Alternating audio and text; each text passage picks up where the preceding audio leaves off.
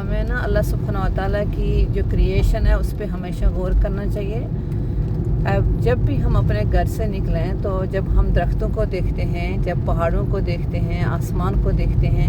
تو یہ ہمیں اللہ سبحانہ و تعالیٰ کے بارے میں بتاتے ہیں، یہ سائن ہیں۔ یعنی ہمیں اس وقت اللہ سبحانہ و تعالیٰ کے بارے میں پانڈر کرنا چاہیے، غور و فکر کرنا چاہیے کہ وہ کون سی ذات ہے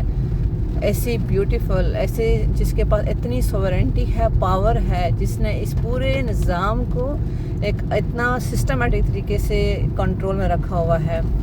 تو ایک انسان جب اس طرح سے سوچنے لگتا ہے تو وہ اللہ سبحانہ و تعالیٰ کے قریب ہونا شروع ہو جاتا ہے، کیونکہ اصل میں جس سے پیار کرنا چاہتے ہیں نا تو ہمیں اس کے بارے میں جاننا پڑتا ہے۔ تو اللہ سبحانہ و تعالیٰ سے زیادہ پیار کا کسی کے لیے ہمارے پاس حق نہیں ہے، کیونکہ وہی ہے جس نے ہمیں بتایا ہے کہ میرے لیے، میں نے آپ کو اپنے لیے، اپنی عبادت کے لیے پیدا کیا، جسے اللہ سبحانہ و تعالیٰ قرآن میں فرماتے ہیں کہ وَمَا خَلَقْتُ الْجِنَّ وَالْإِنسَ إِلَّا لِيَعْبُدُونَ، میں نے کسی انسان اور جن کو کسی اور مقصد کے لیے نہیں بنایا سوائے اس کے کہ وہ میری عبادت کریں۔ تو عبادت میں صرف یہ نہیں ہے کہ انسان نماز پڑھے، روزہ رکھے، قرآن پڑھے۔ عبادت میں یہ ہے کہ انسان اللہ سبحانہ و تعالیٰ کے جو احکام ہیں، خواہ وہ حقوق العباد سے ریلیٹڈ ہیں،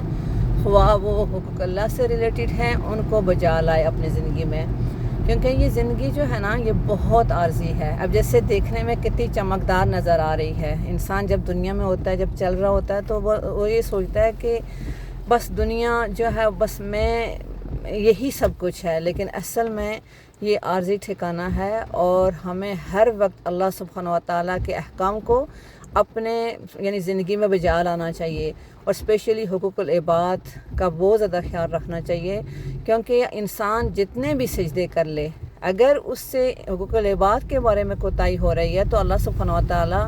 اسے اس وقت تک اسے معاف نہیں کرے گا جب تک کہ انسان سے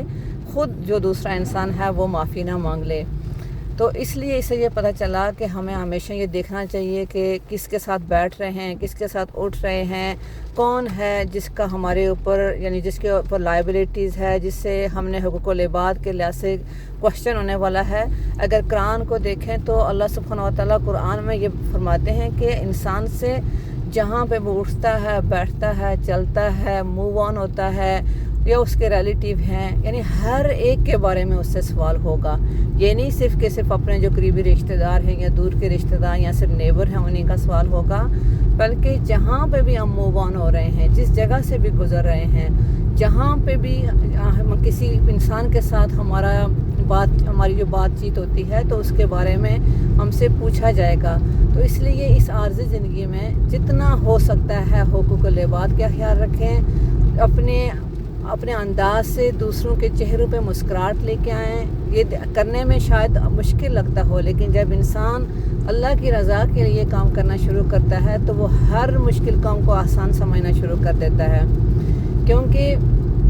جب انسان اپنی ملاقات اللہ سبحانہ و تعالیٰ سے ملاقات کے بارے میں سوچتا ہے کہ کل میں نے اللہ سبحانہ و تعالیٰ سے انشاءاللہ ملنا ہے، ملاقات ہے اپنے خالق حقیقی سے، تو وہ اس عارضی دنیا کی ہر تکلیف کو بڑی خوشی خوشی سے قبول کرتا ہے، اور اللہ سبحانہ و تعالیٰ کی طرف رجوع مزید بہترین طریقے سے کرنا شروع ہو جاتا ہے۔ تو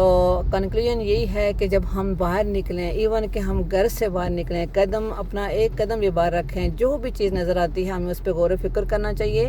کہ یہ اللہ سبحانہ و تعالیٰ نے کتنا بیوٹیفل انداز سے اس کو بنایا ہے۔ اس کے بنانے والا ہمارا خالق حقیقی ہے، زمین کو بنانے والا، آسمان کو بنانے والا، پہاڑوں کو بنانے والا، درخت کو بنانے والا، اور جتنا بھی یہ ڈیکوریشن اگر دیکھتے ہیں زمین میں، جس سڑکیں ہو گئیں، پہاڑ ہو گئے، سائڈ سے مطلب جو دیواریں بنی ہوئی ہوں یا کچھ بھی، تو جتنا بھی جو نالج ہے اس کو دینے والا اللہ سبحانہ و تعالیٰ ہے۔ اللہ سبحانہ و تعالیٰ نے لوگوں کو اتنا ہنر دیا کہ انہوں نے ان چیزوں کو کریٹ کیا، جیسے سڑکوں کو اگر دیکھیں تو اس کا بنانے والا کون ہے؟ دیکھنے میں تو بازار بندے لگتے ہیں، لیکن نالج دینے والا اللہ سبحانہ و تعالیٰ ہے۔ تو یعنی ہمارا ایک سانس خود بخود پھر ہم یعنی ایسا نکلنا شروع ہو جاتا ہے جب ہم ان چیزوں پہ غور کرتے ہیں کہ جو اللہ سبحانہ و تعالیٰ کی رضا کے تحت ہوتا ہے۔ لیکن جب انسان اگنورنٹ میں چلتا ہے، جیسے ہم سفر کر رہے ہیں اور سفر میں ہم بالکل بھولے ہوئے ہیں، مست ہیں، پتہ ہی نہیں کہ ہم کدھر جا رہے ہیں کدھر نہیں جا رہے، تو اس وقت ہم اللہ سبحانہ و تعالیٰ کے جو احکام ہیں ان کو بھول جاتے ہیں۔ تو اللہ سبحانہ و تعالیٰ سے دعا ہے کہ اللہ تعالیٰ ہمیں بہترین توفیق دے کہ ہم اس کو بہترین انداز سے یاد کر سکیں اور اس کو راضی کر سکیں، اور اللہ تعالیٰ ہمیں توفیق دے کہ ہم حقوق العباد اور حقوق اللہ کو پورے